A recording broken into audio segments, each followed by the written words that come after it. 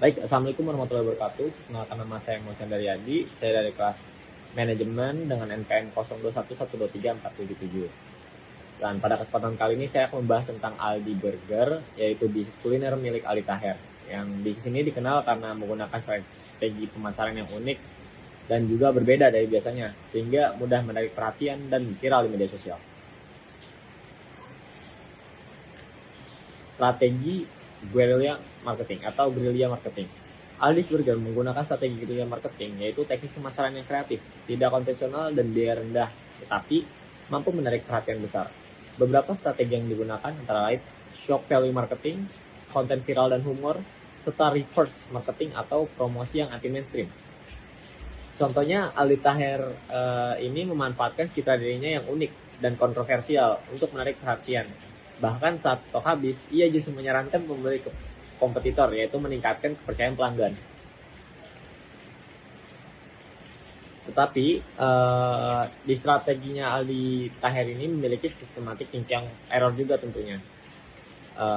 Namun di balik keberhasilan ini terdapat resiko yang disebut sistem thinking error, yaitu kesalahan berpikir akibat bias kognitif. Yang contohnya itu seperti overconfidence bias, yaitu terlalu percaya diri terhadap perkembangan bisnis, dan survivorship bias, yaitu hanya fokus pada keberhasilan tanpa melihat kegagalan sebelumnya. Hal ini bisa berdampak pada meningkatnya risiko bisnis jika tidak diantisipasi lebih baik. Selanjutnya itu kita akan membahas tentang Grab. Grab adalah perusahaan teknologi besar asal Singapura yang menyediakan layanan seperti transportasi, pengantar makanan, dan juga pembayaran digital. Kayak contohnya itu ada Grab Car, Grab Bike, sama juga Grab Food yang sering digunakan dalam kehidupan sehari-hari kita. Nah, kita di sini akan membahas tentang service quality atau self-qual. Nah, kita di sini menggunakan tangibles. Pada aspek tangibles, yaitu tampilan fisik Grab ini dinilai sudah cukup baik karena sudah cukup baik karena aplikasinya modern dan mudah digunakan, serta drivernya umum, rapi, namun terkadang keberhasilan kendaraan masih kurang, terutama saat jam sibuk. Kalau misalkan gapnya sudah positif gini, jadi tidak harus ditambahkan rekomendasi perbaikan, guys. Terus yang kedua ini ada reliability, yaitu pada aspek reliability masih terdapat kekurangan seperti ETA yang tidak akurat, driver yang membatalkan order, serta keterlambatan pesanan. Hal ini menunjukkan bahwa layanan masih perlu diperbaiki. Jadi yang harus diperbaiki adalah tingkat akurasi ETA-nya ditingkatkan, terus juga kurangin cancel ordernya atau insentif driver lah, caranya dengan cara itu sih, agar driver tidak sembarangan meng-cancel ordernya. Terus selanjutnya ini ada responsif. Pada aspek responsif, respon dari customer service dan driver terkadang masih lambat, serta proses komplain dan refund membutuhkan waktu yang cukup lama.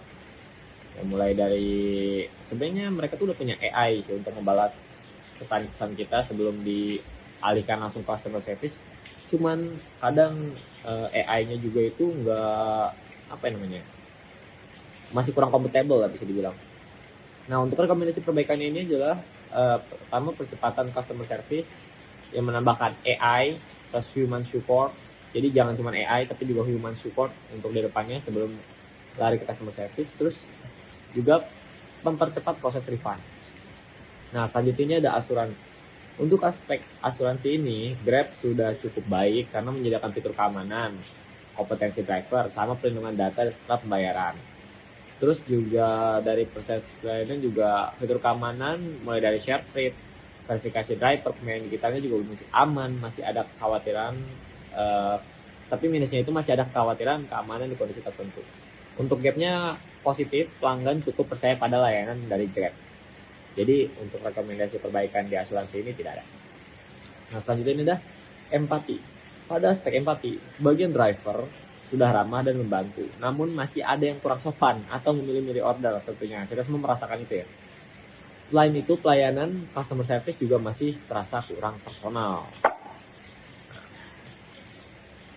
Sebagai kesimpulan dari strategi pemasaran yang unik seperti yang dilakukan Alice Burger memang efektif untuk menarik perhatian, namun tetap perlu diperhatikan juga resiko kedepannya untuk Alice Burger ini ya. Karena kita melihat dari kebiasaannya si Aldi Taher ini apa yang namanya ya, tidak ingin menambah stok yang pertama, terus kalau misalkan udah bosen ya nggak mau jualan deh. Terus selain itu dalam layanan seperti Grab, kualitas pelayanan harus terus ditingkatkan sih tentunya agar dapat memenuhi harapan pelanggan. Jadi sekian, terima kasih Owari, bye bye.